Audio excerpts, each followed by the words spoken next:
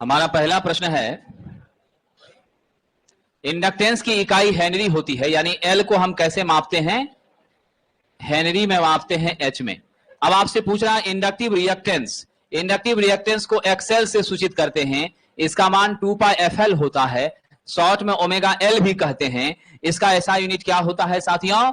आपको याद रखना है, इसका ऐसा यूनिट ओम होता है। चाहे हम एक्सएल की बात करें, चाहे एक्सी की बात करें, इंपीडेंस की बात करें, रजिस्टर की बात करें, सबका यूनिट क्या होता है? ओम ही होता है। तो हमारा राइट आंसर क्या हो जाएगा? ऑप्शन नंबर बी, ओम।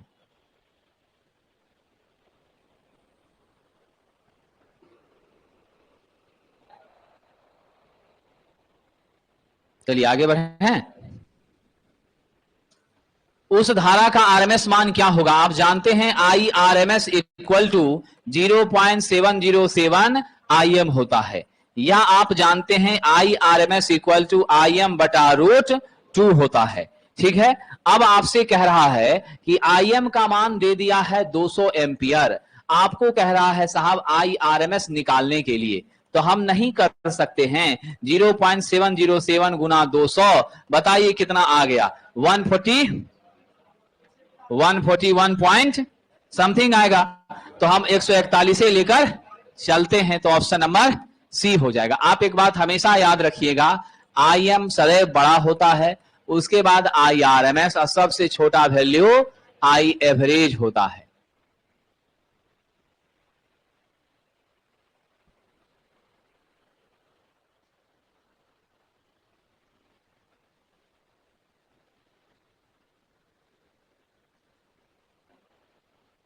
चलिए आगे बढ़ें।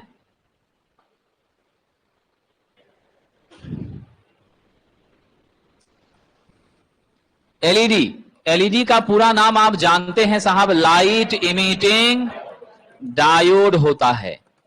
हम लोग पहले तो इसका इंडिकेटर के रूप में प्रयोग करते थे, ठीक है, इंडिकेटर के रूप में प्रयोग करते थे, लेकिन अब हम लोग क्या करने लगे? इसका लाइट के रूप में यानी बल्ब के रूप में प्रयोग करना प्रारंभ कर दिए। साथियों हमेशा याद रखना, इसका जो साहब सांकेतिक निरूपण होता है इस तरह का होता है, यह इसका सिंबल है। यह किससे बना होता है? गैलियम और आर्सेनाइड से मिलकर बना होता है। साथियों यह सदैव किस बायास में काम करता है? फॉरवर्ड बायास में काम करता है। फॉरवर्ड पी टाइप के टर्मिनल को हम बैटरी के पॉजिटिव से एन को बैटरी के नेगेटिव से जोड़ते हैं, तब यह काम करता है। तो मेरा राइट आंसर क्या होगा? अगर बायासित होने पर यह रोशनी प्रदान करने का काम करता है।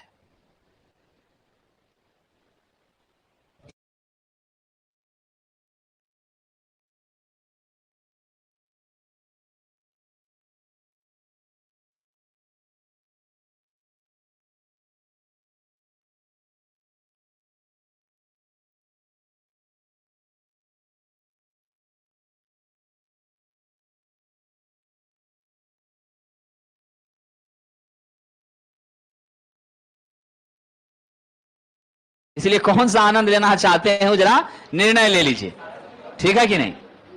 चलिए विद्यार्थी, गिद्ध की तरह नजर लो गाये हुआ है, धांधली की संभावना बहुत कम है। समझिए कि नहीं? हो हल्ला उड़ने दीजिए, जितना उड़ रहा है धांधली बहुत कम है, 0% के आसपास है। इस बार वैसी कोई स्थिति पैदा नहीं होगी, होना भी नहीं चाहिए। धांधली होकर के प्रतिभा का हनन होता है। एक परिपथ में यदि रिएक्टेंस का मान 0 है, साहब हमारे पास सिचुएशन ऐसी है, मान लीजिए हमारे पास सिचुएशन ऐसी है, क्या साहब जी? ये देख लीजिए, ये मेरा एक्सएल है, ये मेरा आर है। क्वेश्चन ने कहा कि एक्सएल का मान हो गया 0, है कि नहीं है? आप यदि यहां इंपीडेंस निकालते Z बराबर √R² प्लस एक्सएल का होल स्क्वायर करते, एक्सएल आपका क्या हो गया? 0। तो मेरा Z बराबर सिर्फ क्या बचा?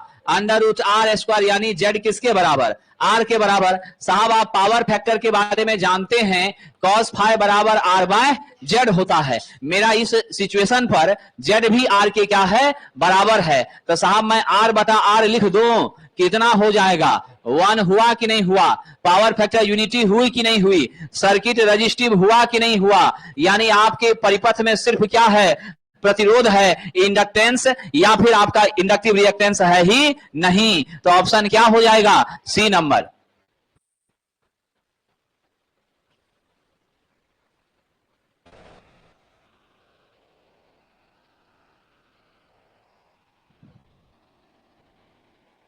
चलिए आगे बढ़ें।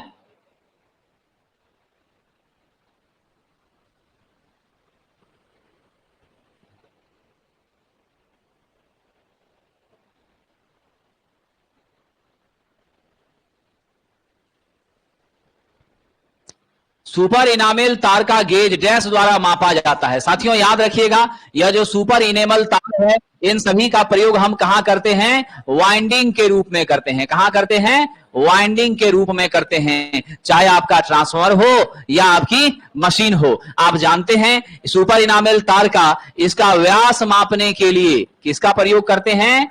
व्यास मापने हेतु वायर गेज का प्रयोग किया जाता है।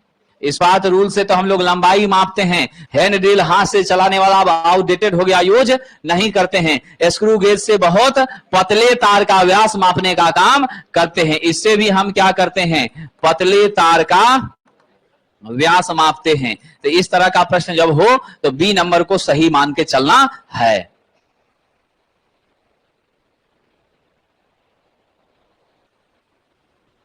वही है आपका SWG स्टैंडर्ड वायर गेज, जिसमें एस हटा के खाली वायर गेज लिया गया है। तारों के रोधन को समांतर डैश द्वारा हटाया जाता है। ये आपका तार है, इसके ऊपर विद्यार्थी जी इसे लाल वाला इंसुलेशन लगा है। आप चाहते इंसुलेशन हटाएं ताकि अंदर के तार को जोड़ करके टेप लगा के कनेक्शन करें, तो इसको हटाने के लिए एक उपकरण का प्रयोग करते हैं जिसको क्या कहते हैं? वायर स्ट्रीपर कहते हैं। क्या कहते हैं? Wire stripper. स्क्राइबर से हम लोग क्या करते हैं साहब? चिन्ह देने का, मार्किंग का काम करते हैं। किसी भी मेटल पर चिन्ह देना है, सीधा लाइन खींचना है, उस सब काम के लिए किसका यूज होता है? स्क्राइबर का यूज होता है। ये फाइल से आप समझ रहे हैं, घसने के लिए आप पाइप रिंच से पाइप को टाइट करने या खोलने का काम किया जाता है। ऑप्शन नंबर बी आपका क्या है? सही उत्तर है। डीसी शंट मोटर में यदि टर्मिनल वोल्टेज को आधा कर दिया जाए, यानी साहब जी टॉर्क आपका कांस्टेंट रखा गया है, ठीक है, और क्या कह रहा है? टर्मिनल वोल्टेज यानी V/2 कर दिए। ये V/2 जब EB के बराबर हो जाता है तो आपको तो मालूम है क्या प्राप्त होती है?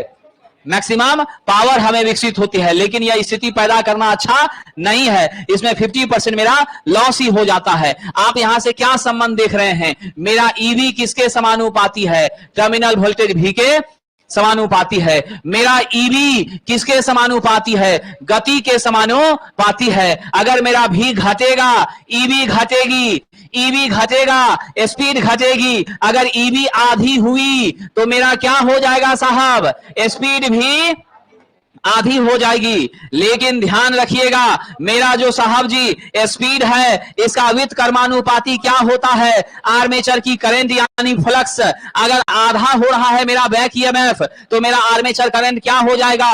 डबल हो जाएगा। यानी कि आपको पता चल गया साहब कि गति आधी हो जाएगी लेकिन आर्मेचर करंट दोगुना हो जाएगा।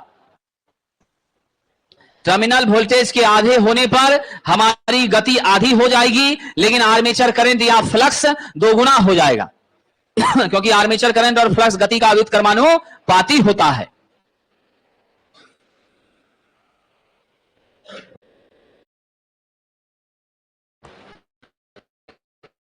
चलिए आगे बढ़ें।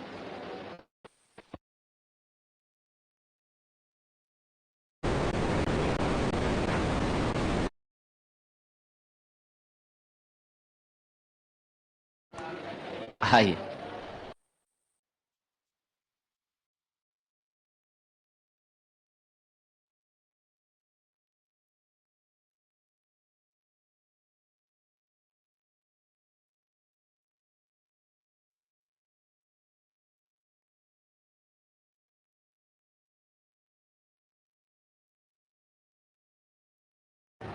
आइए साहब, RLC सीरीज सर्किट में प्रेरणीय प्रतिघात 10 ओम है साहब। यानी आपके पास XL का मान कितना है? 10 ओम है। XC का मान क्या है? 15 ओम है। आपसे कह रहा है परिपथ में कुल रेजिस्टेंस यानी टोटल रेजिस्टेंस। तो टोटल रेजिस्टेंस का मतलब क्या हो गया? इम्पीडेंस। यही पूछा जा रहा है। अब जरा सा आइए, हम जेड बराबर क्या जानते हैं साहब? एक्सएल और एक्सी है। तो मेरा आर का मान तो यहां कुछ कह ही नहीं रहा है, तो आर आप मान लीजिए भाई साहब आपका क्या हो गया? शून्य ही हो गया है ना। तो यहां हम आर को 0 ही मान लेते हैं। एक्सएल माइनस एक्सी, तो बड़ा कौन है? एक्सी। तो हम लोग पलट देते हैं, एक्ससी माइनस क्या करते हैं? एक्सएल का होल स्क्वायर। अंदर में आपका हो गया 15 माइनस 10 का होल स्क्वायर, यानी 5 का क्या हो गया साहब? अंडर रूट 25 बराबर 5 ओम।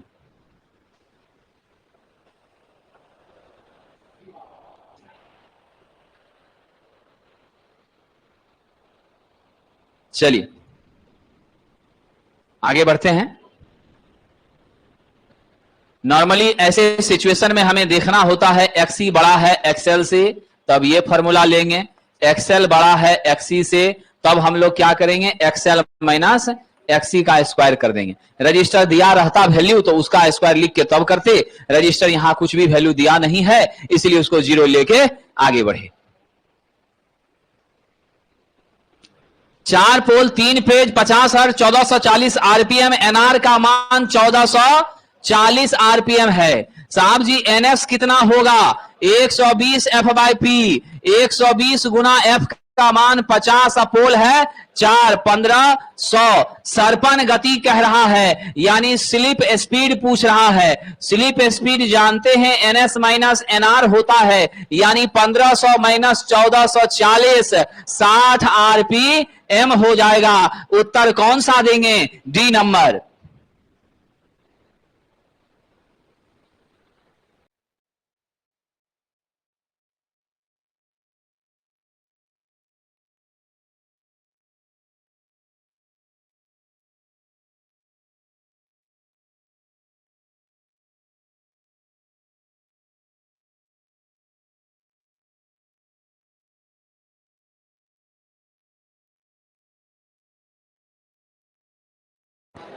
आगे आगे बढ़ते। चलिए साहब, पंकज जी इसमें मिक्स क्वेश्चन हो रहा है। ऊपर में देखिएगा मिसलेनियस लिख करके आपको जा रहा होगा। मिसलेनियस 143, मिसलेनियस 141, ठीक है कि नहीं? इसमें मिक्स क्वेश्चन है। अति उच्च वोल्टेज संचरण में गुच्छित चालक से क्या हमको फायदा मिलता है?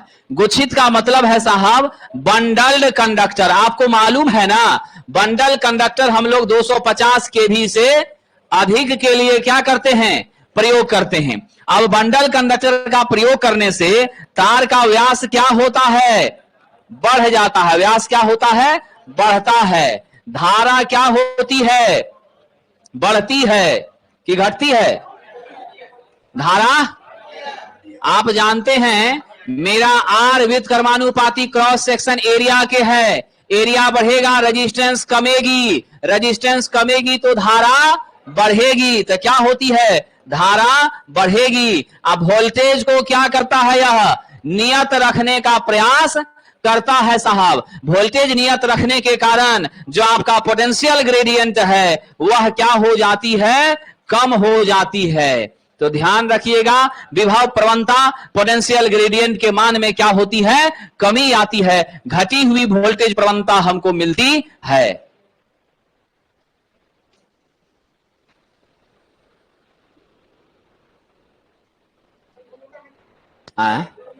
उससे भी तो बचाव होता है। यहां है इंक्रीज्ड, इसीलिए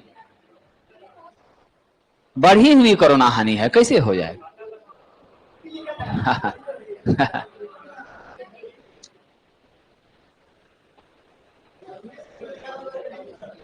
इंग्लिश में इंक्रीज है ना, उसके हिसाब से चलेंगे।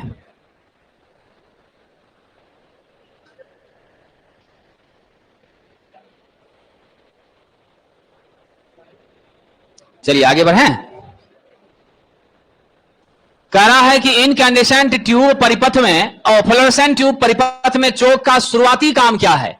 तो सबसे शुरुआती काम है साहब आयनाइजेशन के लिए, आयनीकृत होने के लिए प्रारंभिक वोल्टेज को क्या करना, प्रारंभिक वोल्टेज को बढ़ाना, ताकि क्या हो जाए, इसको बढ़ाना ताकि क्या हो जाए, विसर्जन हो, क्या हो साहब, डिस्चार्ज हो। तो इसीलिए सबसे पहला जो काम है वह क्या है, इनिशिएट द डिस्चार्ज, डिस्चार्ज को प्रारंभ करना। फिर दूसरे नंबर पर आपका आता है धारा को नियंत्रित करना, जब बढ़ गया तो सडनली धारा को क्या करे, कंट्रोल करे। तो पहला काम है डिस्चार्ज की स्थिति पैदा करने के लिए वोल्टेज के मान को त्वरित रूप से बढ़ाना, बहुत ही कम समय के अंदर बढ़ाना।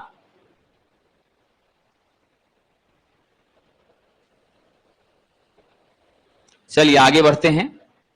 0 वाट के लैंप में लगभग 5 से 7 वाट पावर का कंजप्शन होता है। आप याद रखिएगा induction type energy meter, induction type energy meter की असक्षमता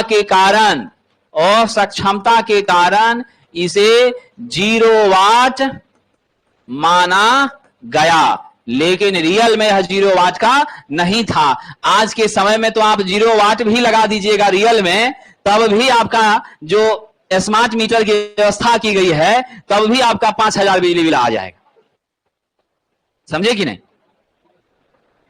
इसलिए स्मार्ट मीटर जो है वह साहब जी मानिए चाहे नहीं मानिए, वह जनता को शोषित करने का एक नया तरीका है, जिसमें डायरेक्ट कंज्यूमर को बेवकूफ बना करके लूटा जा रहा है, और बहुत उसमें बेईमानी का रास्ता है। बिल्कुल आपको कुछ जानकारी नहीं है। कई ऐसे लोग हैं, एक बल्ब उसके पास है, पंखा कभी चलाया नहीं, ठीक है, और वो भी बल्ब को 2 घंटा के लिए चालू करता है। गांव में आपको मालूम है ना, गांव में आप घर जाते हैं तो बल्ब चालू करते हैं, उधर से कोई आता है सब बुझा देता है, बल्ब जलने ही नहीं देता है। गांव में अंधेरे में रहने की आदत है, उसी तरह का मेंटालिटी बना लिया है लोग, समझे ना। और वैसे वैसे घर में जहां अंधेरा ही कायम रहता है, उसके यहां 15,000, 18,000, 40,000 का बिजली बिल है। अब सोचिए क्या हाल है, ठीक है कि नहीं? चुनाव में बड़ा मुद्दा बनने वाला है। स्मार्ट मीटर हटाने का जो घोषणा करेगा जनता, उसी को वोट देने वाली है। चाहे जो हो, एक्स वाई जेड। एक परिक्रमण प्रति मिनट की बात हो रही है, रोटेशन पर मिनट। आरपीएम में कह रहा है साहब गति, ध्यान रखिएगा, आरपीएम में सबसे कम गति, समझ गए, सबसे कम गति किस मोटर का होता है? दिए गए में हिस्टेरेसिस का जानते हैं, एनएस बराबर 120 एफ बाय पी, ये तो फिक्स स्पीड देगा। हमारा साहब जी यूनिवर्सल आप जानते हैं, यह सबसे उच्च गति देने का काम करेगा। मेरा छादित ये वाला जो है 1/3 से लेकर के 1/8 एचपी के रेंज का मोटर होता है। 5 से लेकर के 35% इसकी दक्षता होती है। खिलौने में प्रयोग करते हैं। सबसे कम गति किसका होगा? सैडेड पोल का ही होगा।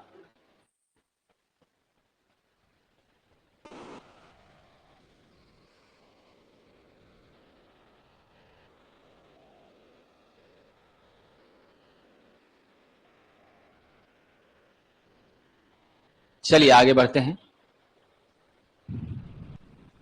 इंसुलेशन प्रतिरोध ज्ञात करने के लिए ओम मीटर की तुलना में मेगर को क्यों प्राथमिकता दी जाती है? इंसुलेशन प्रतिरोध जब भी होता है 0.1 मेगा ओम से अधिक ही होता है। अब अधिक रेजिस्टेंस मापना है, आर बराबर भी बाय आई करिएगा, भी आपका उच्च होगा, आई आपकी निम्न होगी, तभी ना वैल्यू मेगा ओम में आएगा जी, नहीं तो संभव ही नहीं है।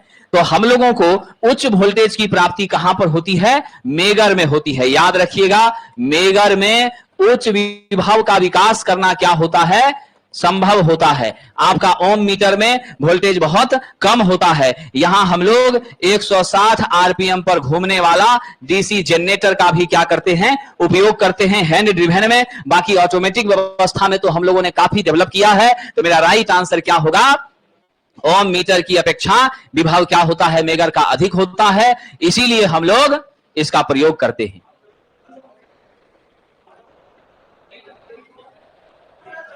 ऑप्शन बी ही सही उत्तर है।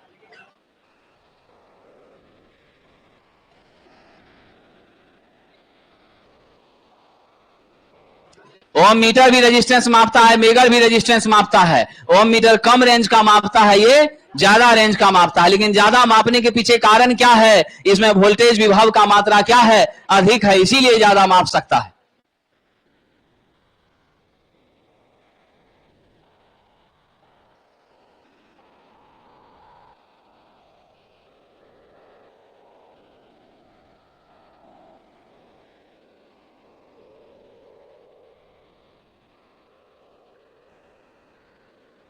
चलिए, नहीं विद्यार्थी जी, बी नंबर होगा।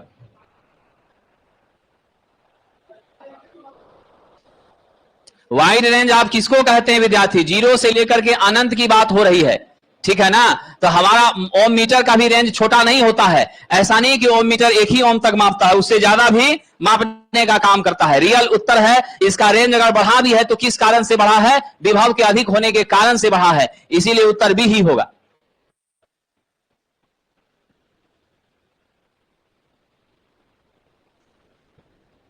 ट्रांसफार्मर में किस वाइंडिंग में टर्नों की संख्या अधिक होती है? तो साहब आप जानते हैं एचवी वाइंडिंग में क्या होती है? टर्नों की संख्या अधिक होती है। आप सबको मालूम है, क्या मालूम है साहब? टर्न अधिक वोल्टेज अधिक, टर्न अधिक वोल्टेज अधिक, और टर्न अधिक वोल्टेज अधिक तो एचवी। टर्न कम तो आपका वोल्टेज कम, टर्न कम तो वोल्टेज कम, इसीलिए क्या होगा? एल भी। राइट आंसर क्या दे देंगे? उच्च वोल्टेज वाइंडिंग। प्राइमरी सेकेंडरी लो भी हो सकता है, हाई भी हो सकता है, लेकिन उच्च वही होगा जिसमें टर्न मेरा क्या होगा? ज्यादा होगा।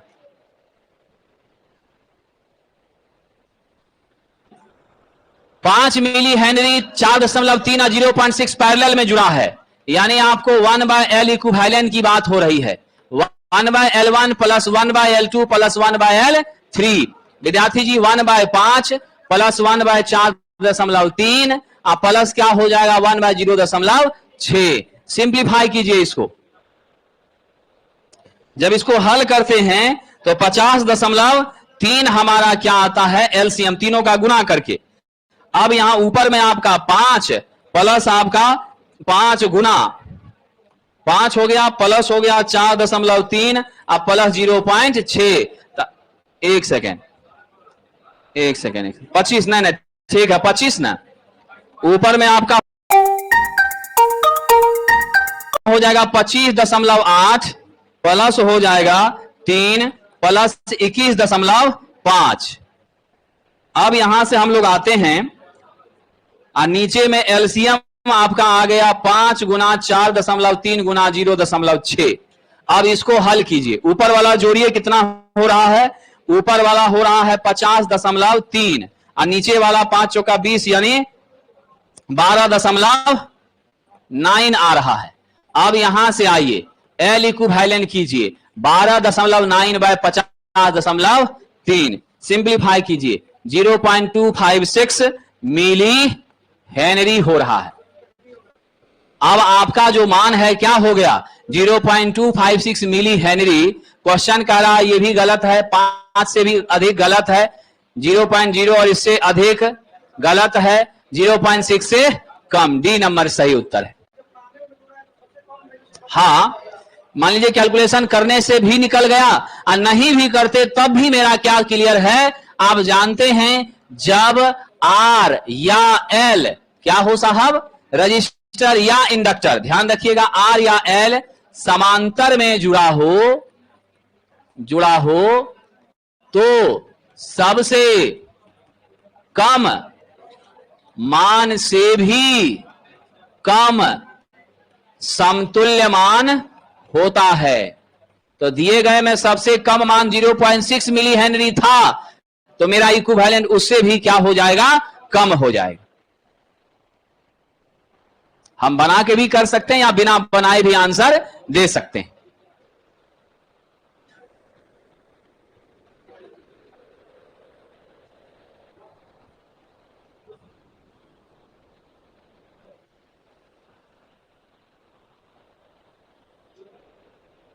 चलिए आगे बढ़े विद्यार्थी जी।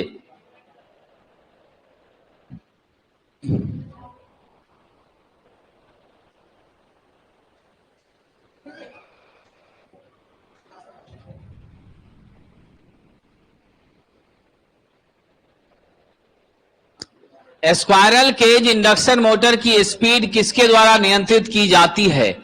आप जानते हैं NS समानुपाती होता है F के, व्युत्क्रमानुपाती होता है पोल के, और तो और मेरे वोल्टेज पर भी क्या करता है साहब? निर्भर। तो फ्रीक्वेंसी चेंज करके भी, पोल चेंज करके भी, और सप्लाई वोल्टेज घटा के भी बदल सकते हैं। राइट आंसर क्या दे देंगे? डी नंबर, सभी के द्वारा नियंत्रित किया जा सकता है।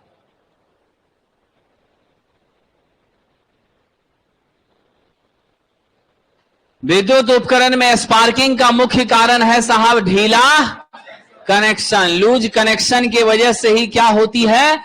स्पार्किंग। तो इसीलिए हमेशा कहा गया है कभी भी लूज वायरिंग नहीं करना चाहिए, ये हमारे लिए बहुत खतरनाक होता है।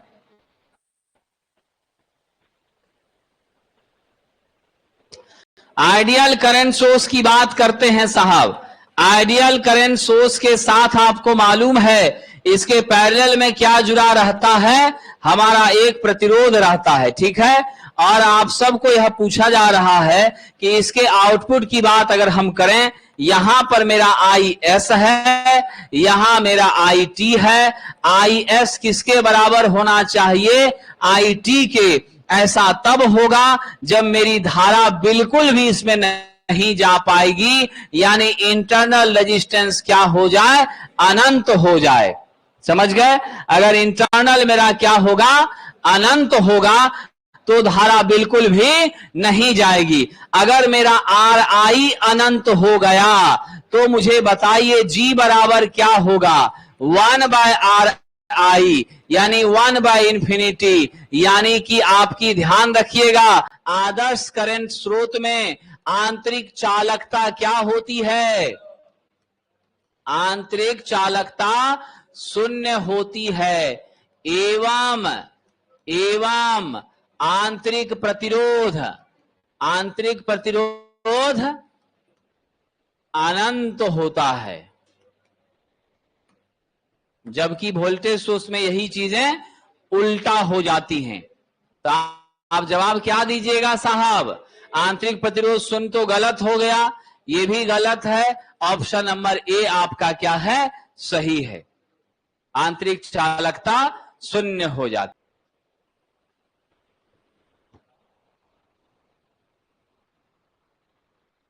चलिए आगे बढ़ें।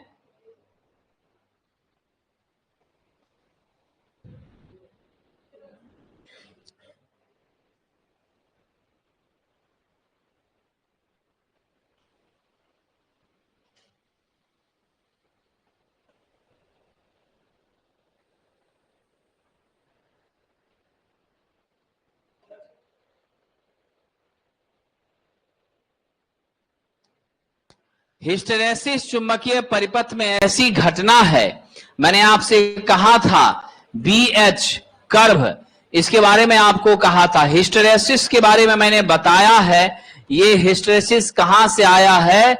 ग्रीक शब्द हिस्टेरियन से आया है। किससे आया है? ग्रीक शब्द हिस्टेरियन से लिया गया है। अब जानते हैं हिस्टेरियन का अर्थ क्या होता है? हिस्टेरियन का अर्थ होता है टू लैग बिहाइंड इट। क्या होता है? टू लैग बिहाइंड इट, पीछे पीछे चलने वाला। तो मेरा बी जो है H के क्या होता है? H के पीछे चलता है, यानी कि लैगिंग है, चलता है। यानी आपकी H आगे आगे रहती है, अब B पीछे। तो क्या जवाब दीजिएगा? B H से पश्चगामी रह जाता है। क्या होता है? B lag behind H। H हो गया आगे, अब B आपकी क्या है? पीछे। बहुत बहुत धन्यवाद साथियों। कंप्यूटर का भी टेस्ट होगा।